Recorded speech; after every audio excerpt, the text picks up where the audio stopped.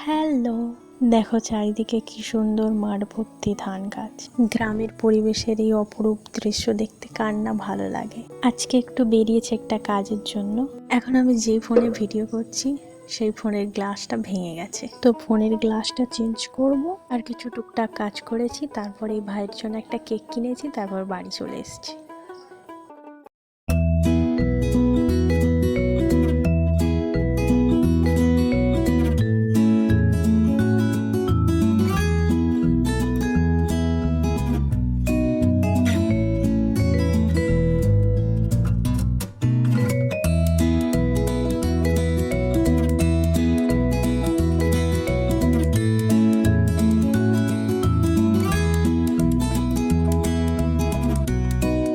ভিডিওটা ভালো লেগে